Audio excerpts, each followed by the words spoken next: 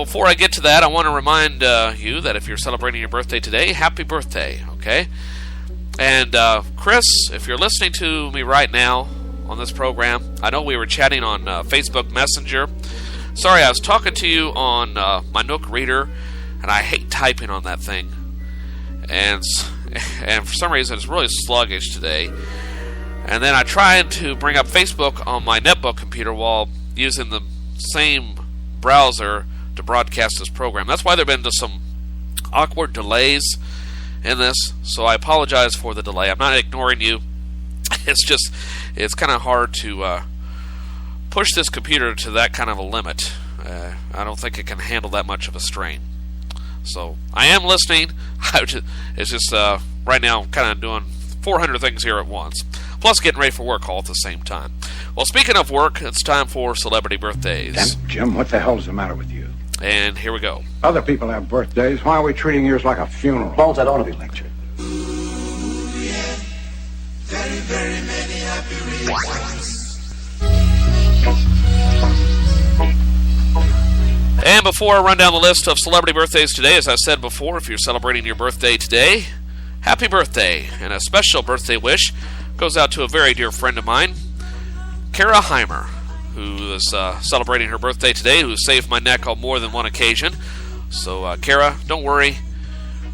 The calendar says you may be a little older than me, but don't worry, you'll always be younger than me at heart, okay?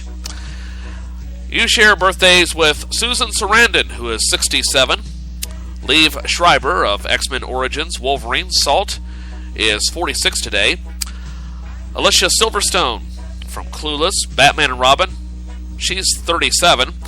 Dakota Johnson is going to play Anastasia Steele in the upcoming film adaptation of 50 Shades of Grey, is 24 today. All right, those are celebrity birthdays for the 4th day of October, 2013. Now, it's time to go back in time for something besides birthdays and find out what happened on this date in history. So, we have room for one passenger in the time machine. Yes, it's a DeLorean. Just humor me, okay? So I have room for one passenger, and it happens to be you. All right? So here we go. Let's get in, turn the time circuits on.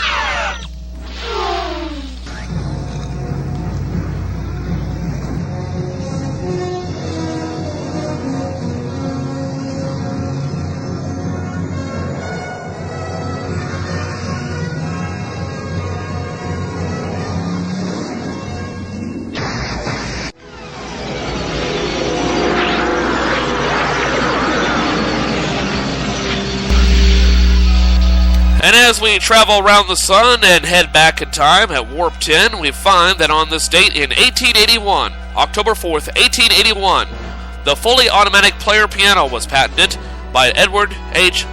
Lavoie. The fully automatic heckler was soon to follow. You know, if it weren't for the fully automated player piano, a lot of westerns wouldn't have a lot of comic relief. That's what happened on this date in history.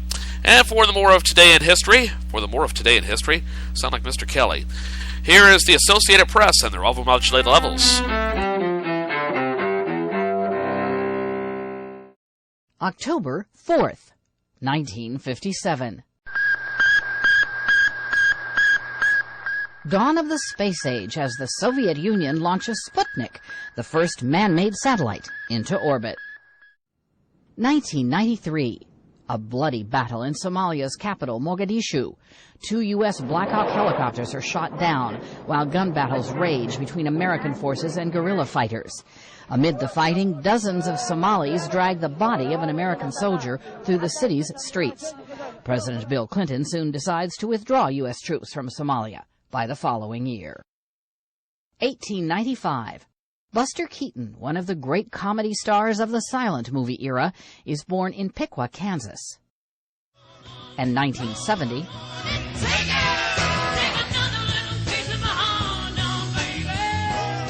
rock singer Janis Joplin is found dead of an accidental heroin overdose in her Hollywood hotel room. Joplin, a music icon for the 60s counterculture, was 27 years old. Today in history, October 4th. Camille Bohannon, The Associated Press.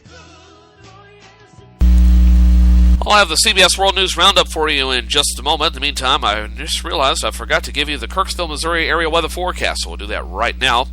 Looks like we'll see partly sunny skies for the rest of today. Highs in the mid-80s, south winds about 10 to 15 miles an hour. Partly cloudy skies this evening, turning mostly cloudy overnight, with a chance of showers and thunderstorms developing this evening. Likely after midnight, at this point a 60% chance. Lows in the upper 50s, south winds at 10 to 15 miles an hour. Tomorrow, considerable cloudiness for Saturday, with showers and thunderstorms likely in the morning, turning partly cloudy in the afternoon. Much cooler, highs in the lower 60s, southwest winds at about 10 to 15 miles an hour. And then clearing off for tomorrow night, colder. Lows in the upper 30s, west winds at about 10 miles an hour. Partly cloudy on Sunday, high in the upper 50s, lows around 40, with west winds at 10 to 15. Sunny skies Monday, high in the upper 60s, lows in the lower 40s, a little bit warmer for Tuesday and Wednesday. Highs in the low 70s for Tuesday and the upper 70s for Wednesday, as well as into Thursday under mostly clear skies. Right now, 82 degrees in Kirksville, heat index 85 degrees, dew point 68 degrees, humidity at 63%. Barometric pressure is steady at 29.89 inches of mercury, winds are out of the south at 8 miles an hour, gusting up to 17 miles an hour, visibility is at 10 miles, clouds scattered at 2,800 feet. Taking a look at Doppler radar, the immediate Kirksville area, and the clear in terms of any significant rainfall. Just some light showers to the east and northeast of Bethany, and heading towards Princeton and Lucerne, and seeing more significant rainfall back from about Maryville back into northeastern Kansas, with some light thunder shower activity to the north of Topeka. Into Iowa, looks like we see some localized intense heavy rain and some thunder shower and thunderstorm activity around Atlantic to the northwest of Creston, and extending up through Des Moines, just to the south of Des Moines, all the way up to Cedar Rapids, and some more significant thunderstorm activity in northwestern Illinois from Clinton, and just to the northwest of Galva, to the southeast of Davenport, Iowa. And that's a brief look at the Kirksville, Missouri area weather forecast. Now, it's time for market news, and then we'll have the CBS World News Roundup. The chance to get rich in Silicon Valley stops for no man or woman and for no government shutdown as Twitter forges ahead with its stock offering. Balance your life with dollar signs. Tune into Marketplace Money this weekend for a look at the issues affecting your wallet. Whether it's investing, renting an apartment, or sending your kid off to college, we'll help you navigate. From 8 p.m. in New York, I'm David Brancaccio with the Marketplace Midday Update. The social media company Twitter has finally shared details of a plan to sell slices of itself to the public. An odd section of an economic stimulus law from a couple of years ago allows companies to announce an offering of stock without revealing much. But now that Twitter has filed with the SEC, some of the opacity has dissolved. Ben Johnson, who does the Marketplace Tech Report, is here. Morning, Ben. Good morning. There are a lot of numbers to plow through in these documents. Which ones stand out for you? The first number I'll give you is $69 million. That's how much the company lost in the first 6 months of this year. What that tells us is Twitter isn't really consistently profitable yet. The second number I'd give you is $253 million. That's how much the company brought in during the first half of 2013. That's double what they brought in during the same period last year. Most of that revenue is thanks to advertising, which Twitter only just started doing 2 years ago. And so anything in this filing that might give investors pause or scare them off? Well, sustaining that growth we just talked about is going to be hard. Most of Twitter's revenue right now comes from the U.S., and the company has yet to make inroads in a lot of countries. China, for instance, has been blocking Twitter, and meanwhile the country's own similar service, Sina Weibo, has already taken off, so it might be tough to compete. I have to ask you, Ben, is this really the best time for a company to try to go public? I mean, the problems in Washington have cast this pall of uncertainty over markets. That could be bad for Twitter. Here's the thing. Whether or not things are bad in Washington, this is Twitter's moment. They've had really strong growth this year, and everybody's talking about going mobile. So I think it's got a lot of wind in its sails, and the idea is to capitalize on that. Capitalize is the word. Ben Johnson hosts our show, Marketplace Tech. Ben, thank you so much. Thanks, David. Adobe Systems is looking into hackers stealing source code for its PDF reader, another popular Adobe software. Information on about 3 million Adobe customers appears to have been stolen as well, including encrypted passwords and credit and debit numbers.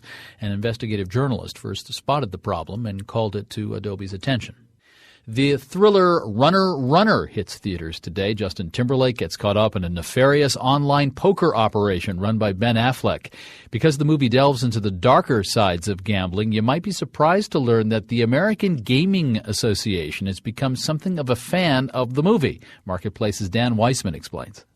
In the movie, Affleck shares the following nugget with Timberlake just before shoving him into a tank of hungry crocodiles. You know, at the casino when they give you chips, they say, "Good luck, sir." They don't tell you that "sir" means dummy, and "good luck" means... The Gaming Association has launched a campaign around the movie to jumpstart something it's been pushing for years: federal regulations for online poker. The association's director, Jeff Freeman, says even though online gambling is illegal in the U.S., it's already a $3 billion industry. It's here. The question is, are we going to regulate it and create the right framework for this, or are we going to allow the black market to thrive? But Freeman's true opponents aren't really handsome, crocodile-owning thugs, says Richard McGowan. He's a professor at Boston College's Carroll School of Management. They're actually, wait for it, state governments. If I'm a state governor or a state treasurer, I am not amused at the thought of federal regulation here. That's because the feds would then collect the taxes and fees, and the states would face more competition for their own gambling franchise, the lottery. I'm Dan Weissman for Marketplace.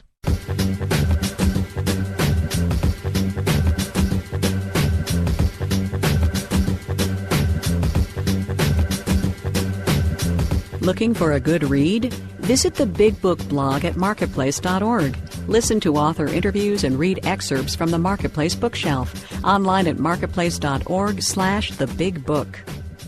If you have the federal shutdown blues, either because you're not being paid or you've had enough from politicians, pundits, analysts, and the rest, hear now a moment of wisdom.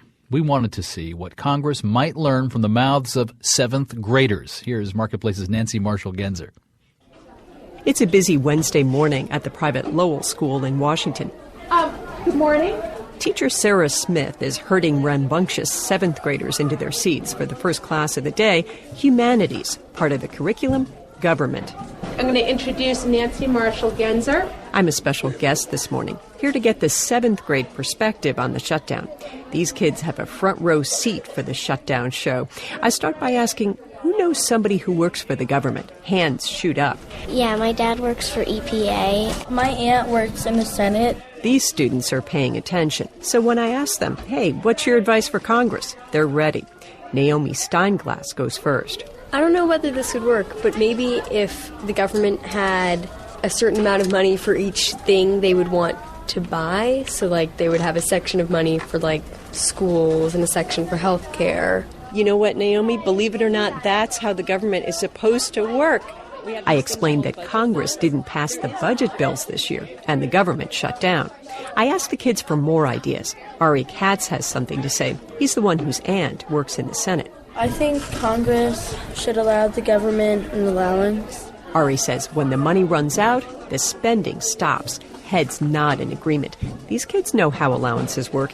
It's sort of like a balanced budget amendment. Isabel Alvarez raises her hand. She's the daughter of the EPA employee. She takes that balanced budget idea one step further. The government should start setting aside like 5% of their money that they get from taxes so that they can start paying off the debt. With that last little bit of earnest wisdom, class is over, and the kids get back to their world of allowances, limits, and raising their hands to speak. Yep. Congress could learn a lot from a seventh grader. In Washington, I'm Nancy Marshall-Genzer for Marketplace. And we have a genius in America for PR. Sometimes it goes awry, though. A burger place in Chicago is serving patties topped with a communion wafer, unconsecrated. Owner says he doesn't know what all the fuss is about. Sometimes the gift for PR is a pleasant change. Fruit of the Loom is offering free underpants to thousands of LinkedIn users who can show they've just changed jobs. I'm David Brancaccio with the Marketplace Midday Update from APM, American Public Media. Seems that a smooth-fitting Fruit of the Loom microfiber panty just might put the pep in your step. And you, sir, Are you waiting to receive my limp penis? The woman at the wheel. I don't understand. I would not have thought in a million years that this would be going on right now. And the chaos at the Capitol. We're going to see 3 investigations here. Government shutdown, day 4. And still no movement. Good morning. I'm Steve Kathan with the CBS World News Roundup. Who is 34-year-old Miriam Carey?